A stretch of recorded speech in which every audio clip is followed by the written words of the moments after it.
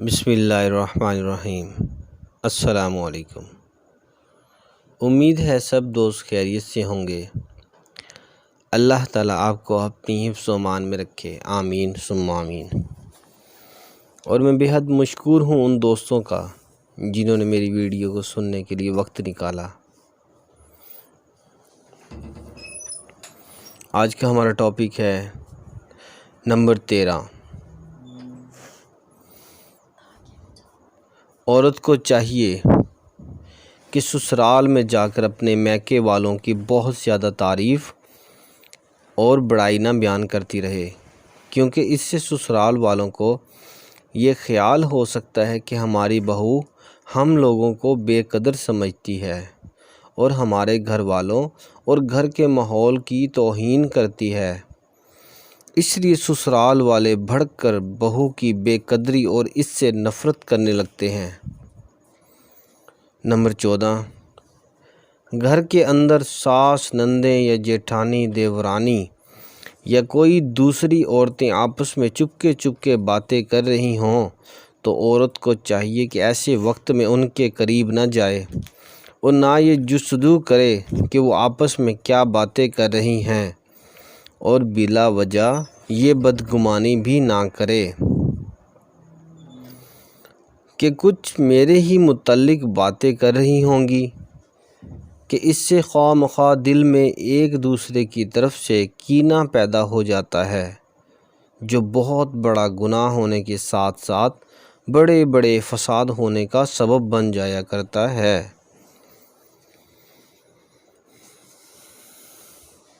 Number 15۔ عورت کو یہ بھی چاہیے کہ سسرال میں اگر ساس یا نندوں کو کوئی کام کرتے دیکھے تو جھٹ پٹ اٹھ کر خود بھی کام کرنے لگے۔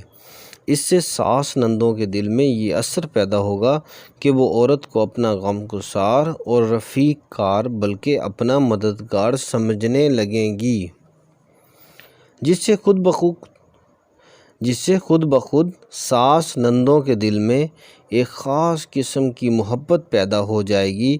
خصوصاً ساس، سسر اور نندوں کی بیماری کے وقت عورت کو بڑھ چڑھ کر خدمت اور تیمارداری میں حصہ لینا چاہیے، کہ ایسی باتوں سے ساس، سسر، نندوں بلکہ شوہر کے دل میں عورت کی طرف سے جذبہ محبت پیدا ہو جاتا ہے اور عورت سارے گھر کی نظروں میں وفادار اور خدمت گزار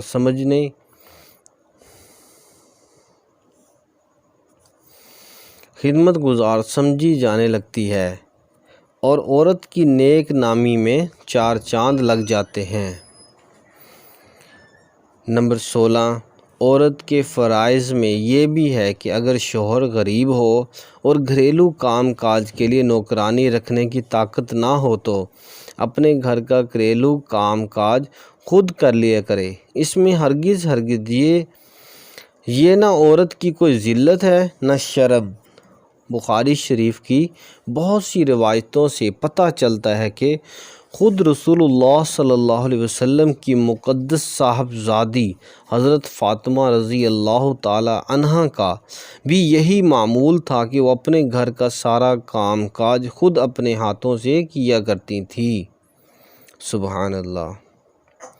کنویں سے پانی بھر کر اور اپنی مقدس پیٹھ پر مشک لاد کر پانی لایا کرتی تھی، خود ہی چکی چلا کر آٹا بھی پیس لیتی تھی۔ اسی وجہ سے ان کے مبارک ہاتھوں میں کبھی کبھی چھالے پڑ جاتے تھے۔ اسی طرح امیر المومنین حضرت ابو بکر صدیق رضی اللہ تعالی عنہ کی صاحبزادی حضرت اسماء رضی اللہ تعالی عنہ کے متعلق بھی یہی روایت ہے کہ وہ اپنے غریب شوہر حضرت زبیر رضی اللہ تعالی عنہ کے یہاں اپنے گھر کا سارا کام کاج اپنے ہاتھوں سے کر لیا کرتی تھی، یہاں تک کہ اونٹ کو کھلانے کے لیے باغوں میں سے کھجوروں کی گٹھلیاں چن کر اپنے سر پر لاتی تھی اور گھوڑے کے لیے گھاس چارہ بھی لاتی تھی اور گھوڑے کی مالش بھی کرتی تھی۔ سبحان اللہ۔ نمبر 18۔ ہر بیوی کا یہ بھی فرض ہے کہ وہ اپنے شوہر کی آمدنی اور گھر کے اخراجات کو ہمیشہ نظر کے سامنے رکھے اور گھر کا خرچ اس طرح چلائے کہ عزت و آبرو سے زندگی بسر ہوتی رہے۔ اگر شوہر کی آمدنی کم ہو تو ہرگز شوہر پر بیجا فرمائشوں کا بوجھ نہ ڈالے، اس لیے کہ اگر عورت نے شوہر کو مجبور کیا اور شوہر نے بیوی کی محبت میں قرض کا بوجھ اپنے سر پر اٹھا لیا اور خدا نہ کرے اس قرض کا ادا کرنا دشوار ہو گیا تو گھریلو زندگی میں پریشانیوں کا سامنا ہو جائے گا اور میاں بیوی کی زندگی تنگ ہو جائے گی۔ اس لیے ہر عورت کو لازم ہے کہ صبر و قناعت کے ساتھ جو کچھ بھی ملے خدا کا شکر ادا کرے اور شوہر کی جتنی آمدنی ہو اس کے مطابق خرچ کرے اور گھر کے اخراجات کو ہرگز آمدنی سے بڑھنے نہ دے۔ عورت کو لازم ہے کہ سسرال میں پہنچنے کے بعد ضد اور ہٹ دھرمی کی عادت بالکل ہی چھوڑ دے۔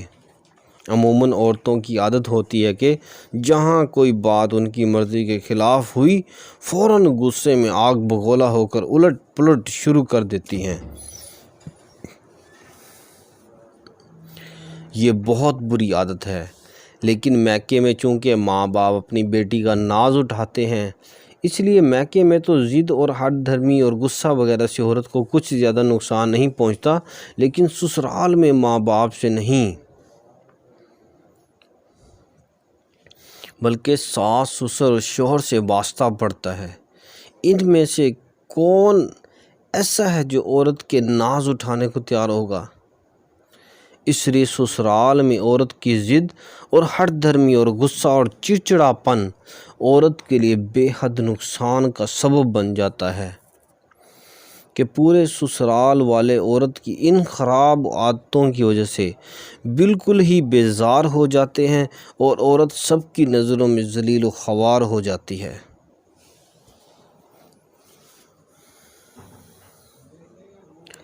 نمبر 19، عموماً سسرال کا ماحول میکے کے ماحول سے الگ تھلگ ہوتا ہے اور سب نئے لوگوں سے عورت کا واسطہ پڑتا ہے۔ اس لیے سچ پوچھو تو سسرال ہر عورت کے لیے ایک امتحان گاہ ہے جہاں اس کی حرکت و سکون پر نظر رکھی جائے گی اور اس کے ہر عمل پر تنقید کی جائے گی۔ نیا ماحول ہونے کی وجہ سے ساس اور نندوں سے کبھی خیالات میں ٹکراؤ بھی ہوگا اور اس موقع پر بعض وقت ساس اور نندوں کی طرف سے جلی کٹی اور تانوں کوسوں سی کڑوی باتیں بھی سننی پڑیں گی۔ ایسے موقعوں پر صبر اور خاموشی عورت کی بہترین ڈھال ہے۔ عورت کو چاہیے کہ ساس اور نندوں کو ہمیشہ برائی کا بدلہ بھلائی سے دیتی رہے اور ان کے تانوں کوسوں سے صبر کر کے بالکل ہی جواب نہ دے اور چپ سادھ لے۔ یہ بہترین طریقہ عمل ہے۔ ایسا کرتے رہنے سے انشاءاللہ تعالی ایک دن ایسا آئے گا کہ ساس اور نندیں خود ہی شرمندہ ہو کر اپنی حرکتوں سے باز آ جائیں گی۔ عورت کو نمبر 20،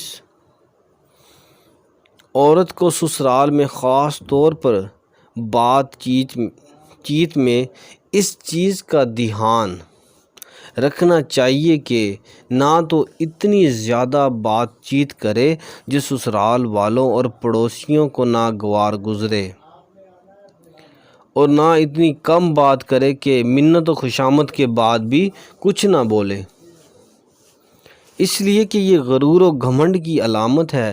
جو کچھ بولے سوچ سمجھ کر بولے اور اتنی نرم اور پیار بھرے لہجوں میں بات کرے کہ کسی کو ناگوار نہ گزرے اور کوئی ایسی بات نہ بولے جس سے کسی کے دل پر بھی ٹھیس لگے، تاکہ عورت سسرال والوں اور رشتہ ناتا والوں اور پڑوسیوں سب کی نظروں میں ہر دل عزیز بنی رہے۔ جی دوستو، کیسی لگی آپ کو میری باتیں؟ اگر پسند آئے تو اپنے دوستوں کے ساتھ ضرور شیئر کیا کریں، اور جو دوست چینل پر نیو ہیں وہ چینل کو سبسکرائب کرنا بالکل بھی نہ بھولیں، تاکہ میری ہر آنے والی نیو ویڈیو آپ کو مل سکیں، اور جاتے جاتے بیل آئیکن کو بھی ضرور پریس کر دیں۔ اللہ تعالی ہم سب کا حامی و ناصر، اللہ نگہبان۔